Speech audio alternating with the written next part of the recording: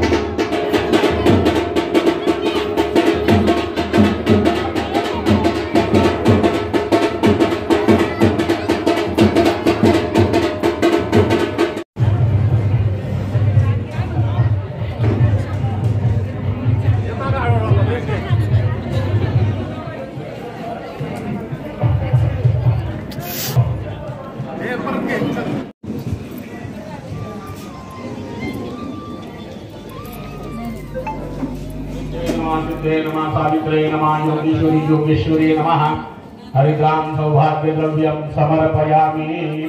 मुलाला आता समोरची हळद ठेवलेली आहे, ती हळद काढून घ्या सवाशणी।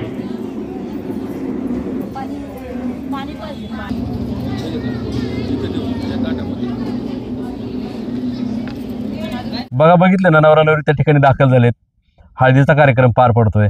एवढ्यावरच न थांबता त्यांनी हळदीच्या कार्यक्रमामध्ये एकमेकाला गास सुद्धा भरवलेत, पाहूया आपण।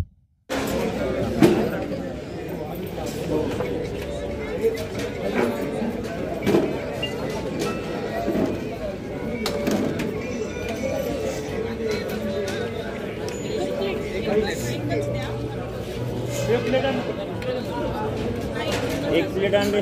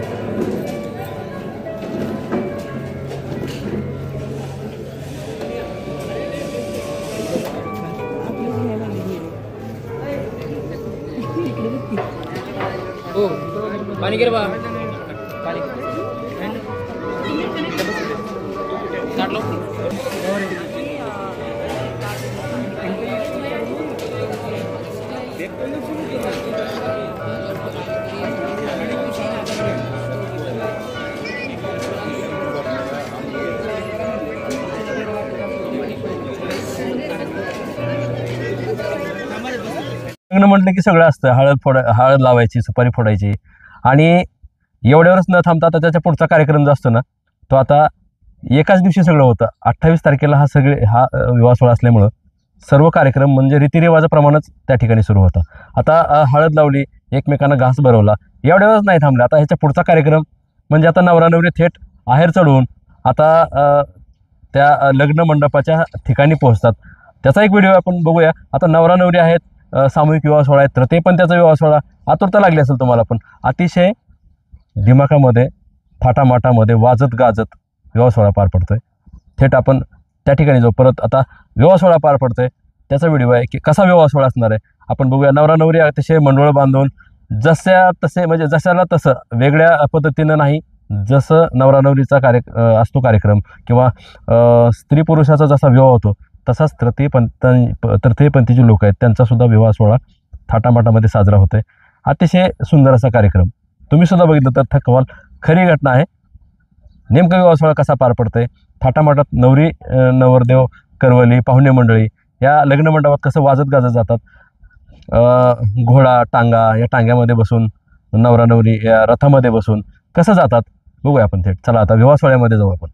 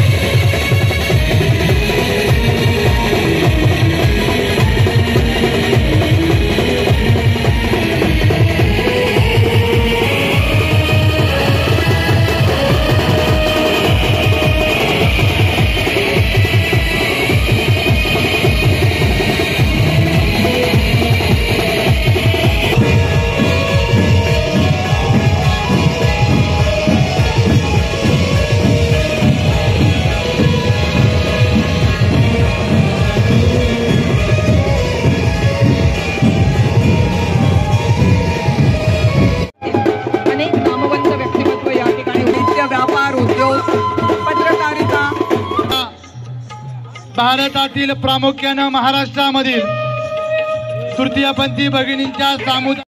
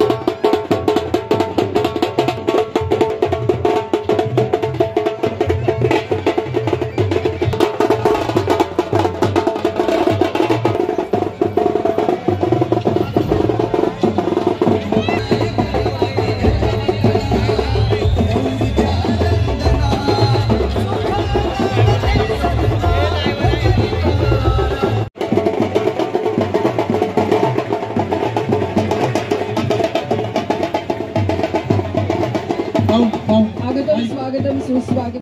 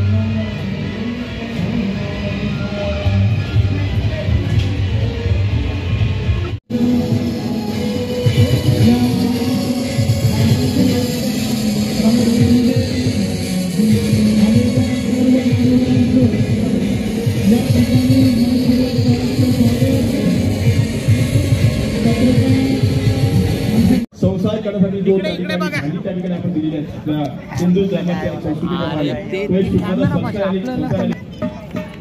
धन्यवाद सर. वेळ काढून आपण आवर्जून या ठिकाणी उपस्थित झाला.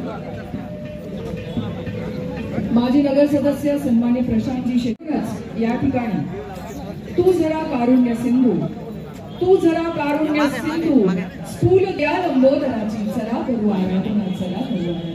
ख्यातनाम महाराष्ट्रच नव्हे तर आंतरराष्ट्रीय स्तरावर आपल्या नृत्याची गुरळ मोहिनी ज्यांनी रसिकांची. बघितलं ना, आता हळदीचा कार्यक्रम झाला, नवरा नवरी आहेर चढवला, मंडळ बांधले, त्यांची वरात निघालेली, आता लग्न मंडपात ते पोहोचले. आता मंगळाष्टिका सुरू झालेल्या आहेत. पाहूया आपण थेट.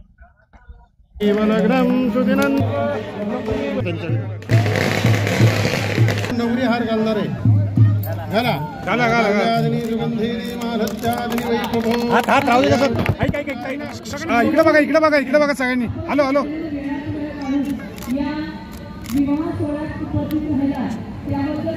Camera mobile mobile. अरे 2 मिनिटं घे ना. समोर बघा, समोर बघा. Happy happy.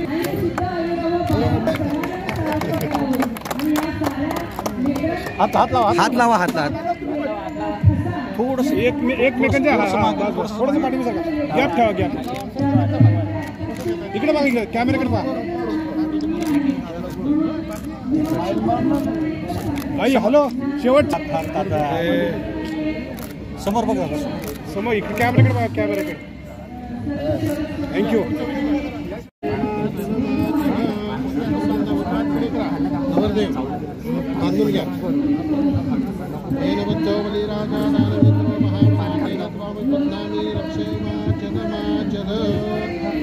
पूर्ण गुंडाळून घेईन, शेवटी घातला. पूर्ण गुंडाळून घेईन, शेवटी घातला.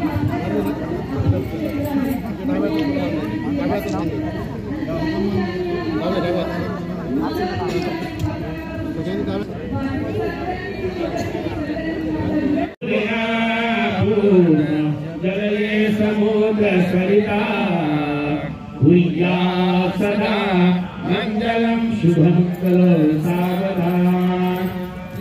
लाभो संतति संपत्ति विघ्नेश्वरं ओघरं ग्रामो गणसंस्थितो गणपति कोरिया.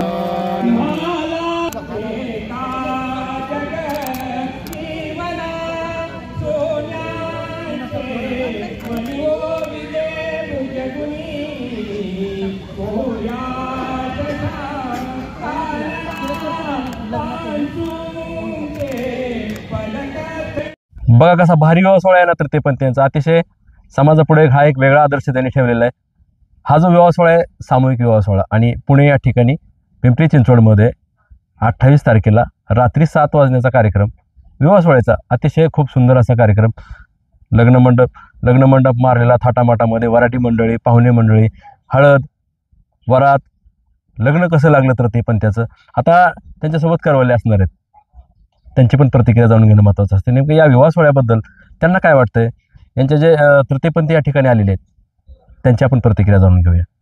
पाहूया चला. कारण की एक धाडसी निर्णय आहे समाजासाठीही आणि आमच्यासाठीही.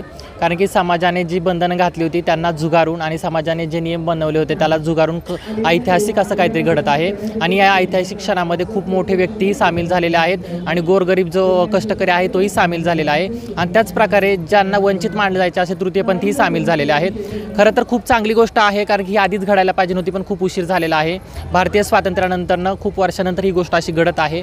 खरं तर आम्हाला आनंदच होत आहे की आमच्या ज्या भगिनी आहेत आजपर्यंत फक्त आणि फक्त एकटं जीवन जगायच्या आणि एकट्या मरून जायच्या, कोणाला थांबपत्ताही नसायचा की त्यांचं आयुष्य कसं चाललेलं आहे किंवा त्यांचा मृत्यू कधी झाला आणि जन्म कधी झाला. परंतु आता एक त्यांना जीवनसाथी मिळणार आहे आणि अशा जीवनसाथी मिळाल्यामुळे ते त्यांचं आयुष्य खरं तर आनंदी जगणार आहेत. तर अशा प्रकारचे कार्यक्रम अजून व्हायला हवेत असं मला वाटतं आहे, कारण की यामुळे समाजामध्ये कुठेतरी एकोपा निर्माण होईल आणि आम्हाला स्थान मिळेल. ज्यावेळी रोजचं आमचं आयुष्य असतं त्यामध्ये आम्ही लोकांशी मिळतो, पण लोक आमच्याशी एवढे सामील होत नाहीत किंवा बोलायला मागत नाहीत, कारण त्यांना असं वाटतं की यांच्याशी आम्ही बोललो तर लोक काय म्हणतील. परंतु आज ही गर्दी बघून खरं तर चांगली गोष्ट वाटते की आमच्या समाजातील लग्न पाहण्यासाठी समाजातील प्रत्येक व्यक्ती आलेला आहे की जो वेगवेगळ्या पदावरती कार्यरत आहे, वेगवेगळे कामं करत आहेत आणि ते चांगले काम करणारे लोक आमच्यासाठी सामील झाले. खरं तर आमच्या लोकांनी कधी कल्पनाही नसे केलं की एवढं थाटामाट त्यांचं लग्न होईल किंवा त्यांचंही लग्न होईल, ते पण लिगली होईल आणि एवढे लोक येतील, त्यांनाही संसार थाटता येईल. आणि एवढे लोक बघून खरं तर आम्हाला असं वाटतं की आमच्या माहेरची लोक आमच्यासाठी आलेले आहेत आणि आमच्या माहेरची लोक आम्हाला सामील करून घेत आहेत. कारण की तृतीयपंथी समाज जरी खूप मागासलेला असला तरी आम्हाला असं वाटतं की आज जो समाजाने साथ दिली आहे ते बघून आम्हाला असं वाटत आहे की खरं आमचं घर आहे अजून जिवंत. तुम्ही आधीच सगळं विचारलं, त्याच्यामध्ये सगळं आलं आहे की समाज आम्हाला खूप वेगळ्या दृष्टिकोनातून बघतो. सिग्नलवर मागणारे आम्ही दिसतो, रात्रीच्या अंधारात कुठेतरी काळोखात आम्ही थांबलेले दिसतो. परंतु मला असं वाटतं की तेवढ्यापुरती लिमिटेड ठेवण्याचं कारण एवढं आहे की लोक आम्हाला जॉब देत नाही. ते आमचं शिक्षण असूनही आम्हाला कोणी जॉब देत नाही किंवा आम्हाला एज्युकेशनमध्ये सुद्धा भरपूर म्हणजे आम्ही जर साडी घालून शिक्षण घ्यायला जरी गेलो तरी लोकांचे टॉन्ट किंवा ते आम्हाला एक्सेप्ट करत नाही की तुम्ही साडीवर शिकू शकत नाही. जेमतेम आम्हाला शिक्षणापासून वंचित राहावं लागलं, कामापासून वंचित राहावं लागलं. त्यामुळे आमची लोकं कुठे ना कुठे समाज मान्यत बलात्कार आमच्यावरती रोज होत राहतो की जो समाजाने मान्य केलेला आहे आणि त्याच्यासाठी आम्ही जाबही मागू शकत नाही आणि कोणाला विचारू शकत नाही. आणि एवढं सगळं झाल्यानंतर आम्हालाच प्रश्न विचारले जातात की तुम्ही चुकीचं करता की तुम्ही चुकीचं वागता. तर मला असं वाटतं की तुम्ही जर आम्हाला जॉब दिले, आमच्यातही काम करण्याची धमक आहे. आज PCMCमध्ये आमचे काही लोक काम करत आहेत, PMCमध्ये आमचे लोक काम करत आहेत. का काम करत आहेत? कारण त्या जर आमच्या लोकांना कामच नसतं करायचं तर त्या जागा रिकाम्या असतात. आज त्या जागा भरलेल्या आहेत आणि अजूनही आमचे लोक कामाला उत्सुक आहेत. याचा अर्थ आम्हाला सुद्धा काम करायची इच्छा आहे. कोणाला कष्टाची भाकरी नको आहे, सगळ्यांनाच कष्टाची भाकरी हवे. पण मला असं वाटतं समाजाने साथ दिल्यानंतर आमच्यातले पण कलागुण, आमच्या कुशल आम्हाला दाखवता येतील आणि समाजाने जे आमच्यावरती टॅबू केलेला आहे की तुम्ही या गोष्टी करता त्या कुठेतरी दूर होतील आणि नंतर ना आम्ही समाजात एकोप्याने राहू आणि एकजुटीने राहू. आणि आज ही जी घटना घडलेली आहे, खरं तर हिंदू परंपरेमध्ये आपण राहतो किंवा बौद्ध परंपरा असू दे, सगळ्या परंपरेमध्ये किन्नरांना तुम्ही मान देता, सन्मान देता, त्यांची दुआ मागता तुम्ही, परंतु त्यांची दुआ देताना त्यांच्या आयुष्यात त्यांना कोणाची दुआ मिळत नाही खरं तर. आणि आज अशा प्रकारचा जो विवाह होत आहे त्यामुळे खरं तर आमच्यावरती एक आशीर्वादच तुम्ही केलेला आहे की तुमच्या समाजाने आशीर्वाद केलेला आहे की यामुळे आम्ही आमचं आयुष्य खूप आनंदाने जगू शकतो आणि एक आम्हाला साथीदार मिळेल की जो आमच्या आजारपणात आमची काळजी घेईल, आमच्या उतरत्या काळात आमची काळजी घेईल आणि त्याच्यासोबत आम्ही आनंदाने जगू. मला असंच वाटतं की आज जो तृतीयपंथीयांचा विवाह सोहळा झाला याच्यातून समाजाला खूप मोठा म्हणजे त्याच्यातूून संदेश मिळणार आहे की आज हे झालं आहे तर उद्यापासून लोक यांच्याकडे जे बघणार आहेत ते नवरा बायको म्हणून बघणार आहे, बरोबर. आणि बाकीचे जे तृतीयपंथी आहेत त्यांच्याकडे वेगळ्या नजरेने बघणार आहेत. पण ह्यामुळे एक झालं आहे की ह्यांना पण समान हक्क मिळणार आहे. जोडीदार म्हणजे अजून विचार नाही केला, पण असला तर जोडीदार काळजी घेणारा असावा, समजून घेणारा असावा. कारण मी आजपर्यंत तृतीयपंथांवर प्रेम करणारे बघितलेत, परंतु जबाबदाऱ्या घेणारे खूप कमी बघितलेत. ज्यावेळेला तुम्ही स्त्रीशी लग्न करता तिच्या पूर्ण जबाबदाऱ्या घेता, तिला सांभाळता, इवन तिच्याकडून तुम्ही जरी अपत्याची अपेक्षा ठेवत असला तरीसुद्धा तिची प्रत्येक काळजी तुम्ही घेता. त्याचप्रमाणे मला असं वाटतं की माझा जो नवरा असेल किंवा माझा जो प्रियकर असेल तो असा असावा की ज्याने मला प्रत्येक परिस्थितीत साथ दिली पाहिजे. मी जरी त्याला अपत्य नाही देऊ शकले तरीसुद्धा त्याने प्रत्येक घडीमध्ये किंवा प्रत्येक क्षणाला माझ्यासोबत माझ्या पाठिंब्याने बोललं पाहिजे आणि मला असं नाही वाटलं पाहिजे की माझा निर्णय पुढे चुकला आहे म्हणून. माझं BA इकॉनॉमिक्स झालेलं आहे, त्याच्यानंतर मी फॅशन डिझायनिंगची डिग्रीसुद्धा घेतलेली आहे, त्याच्यानंतर माझं मेकअपचं बेसिक ॲडव्हान्ससुद्धा झालेलं आहे कोर्स. तर शिक्षण खूप चांगलं घेतलेलं आहे, अभ्याससुद्धा केलेला आहे, परंतु कसं आहे की तृतीयपंथी असल्या कारणाने मला कुठेतरी मागे सरावं लागतं आहे. कारण की शिक्षण असूनसुद्धा एक लिंग आहे की ज्या लिंगामुळे लोक नाकारत आहेत. तर आपण अशा समाजात राहतो की जिथं तृतीयपंथी आशीर्वादासाठी चालतील तुम्हाला, परंतु ज्यावेळेला घरामध्ये एखादा तृतीयपंथी येईल त्यावेळेला तुम्ही धिक्काराने किंवा लोक काय म्हणतील या भीतीने तुम्ही त्याला बाहेर काढसाल किंवा तुमच्या घरात जरी जन्माला आला तरी लोक नावं ठेवतील, बाप काय म्हणून, नातेवाईक काय म्हणतील, यामुळे तुम्ही बाहेर टाकता. तर मला असं वाटतं की अशा समाजामध्ये सुरुवात शिक्षणापासून, आरोग्यापासून, सगळ्या गोष्टींपासून झाली पाहिजे, जेणेकरून आम्हाला जे भोगावं लागले ते आमच्या पुढच्या पिढ्यांना भोगावं नाही. कारण की स्वतंत्र भारतामध्ये मला असं वाटतं की नागरिक म्हणून आम्हाला आमचे मूलभूत अधिकारच मिळत नाहीत. हे खरं तर दुर्दैवी गोष्ट आहे. कारण की आपण स्वतंत्र भारतामध्ये DR बाबासाहेब आंबेडकरांच्या संविधानाखाली आपण राहतो, परंतु अधिकार फक्त आम्हाला वाटतं घटनेत नसावेत. तृतीयपंथी पुरुषाला जीव घालावता त्याच्यामागचं कारण एवढे लहानपणापासूनच घरातून बाहेर निघालेली जी व्यक्ती आहे, जिला आयुष्यात खरं दुःख बघावं लागले, ती व्यक्ती शोधत असते की आपल्याला कोणीतरी असं सपोर्ट करणारा भेटावा.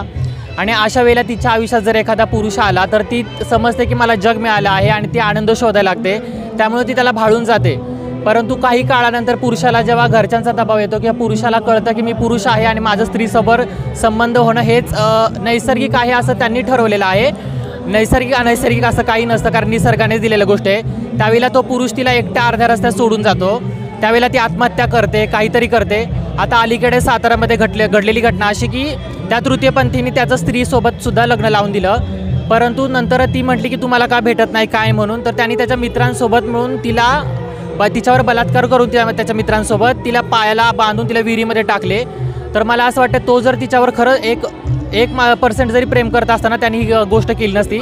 आणि अशा लग्नांमुळे एक गोष्ट होणार आहे की त्या पुरुषांवर बंधन लागणार आहे की बाबा, आणि मला तृतीयपंथींना सांगणं एवढंच आहे की बाबा लग्न करताना लिगली करा, कोर्टात करा, जेणेकरून तुम्हाला उद्या दुःख होणार नाही आणि तुम्हाला कायद्याकडे तुमचा न्याय मागता येईल.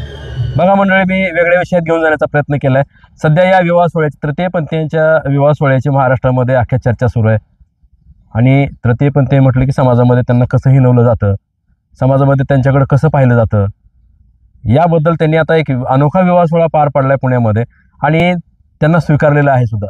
नेमकं नवरा नवरी वधूवर हा जो कार्यक्रम आहे कसा जमला, त्यांची हळद कशी झाली, वरातीचा कार्यक्रम, लग्न सोहळा कसा पार पडला, रीतिरिवाजाप्रमाणे सर्व मी तुम्हाला या जो लग्न सोहळा होता, या ज्या लग्न सोहळ्याची चर्चा सध्या महाराष्ट्रात सुरू आहे याबद्दल मी तुम्हाला दाखवण्याचा मी छोटासा प्रयत्न केलेला आहे. विषय कसा वाटला, कारण हा एक वेगळाच विषय आहे आणि कधी न बघितलेला, कधी न पाहिलेला सामूहिक तृतीयपंथीचा विवाह सोहळा. तृतीयपंथीचा विवाह हा एक पाहिला असेल किंवा एका तृतीयपंथीनं लग्न केलं ह्याची चर्चा खूप गाजते, वेगळे विषय होतात. मात्र आता तसं नाही, तर अनेक तृतीयपंथी एकत्रित येऊन त्यांनी सामूहिक विवाह सोहळा पुण्यामध्ये पिंपरी चिंचवड या ठिकाणी पार पडला. तुम्हाला कसा वाटला हा विवाह सोहळा पाहिल्यानंतर तुम्ही सुद्धा नक्की कळवा. हा माझा स्क्रीनवर दिलेला माझा खाली नंबर आहे, त्या नंबरला तुम्ही थेट संपर्क करून कळवू शकता की याबद्दल तुम्हाला काय वाटतंय, नक्की कळवा. मी हुकमत मुलानी, उस्मानाबाद, धाराशिव. अनेक नामवंत व्यक्तिमत्व या ठिकाणी नित्य व्यापार, उद्योग, पत्रकारिता. भारतातील प्रामुख्यानं महाराष्ट्रामधील तृतीयपंथी भगिनींच्या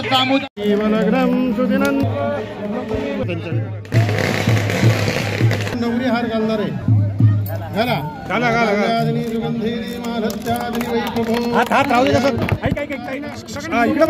इकडे बघा सगळ्यांनी. हॅलो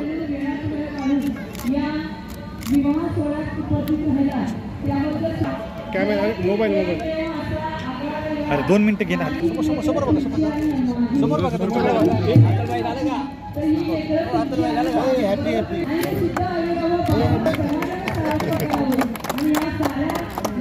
हात लावा. थोडस एकमेकांच्या थोडंसं पाठीमागे सगळं गॅप ठेवा. इकडे बघा, इकडे कॅमेराकडे पहा. आई हॅलो, शेवट समोर बघा. समोर इकडे कॅमेराकडे बघा, कॅमेराकडे. थँक्यू.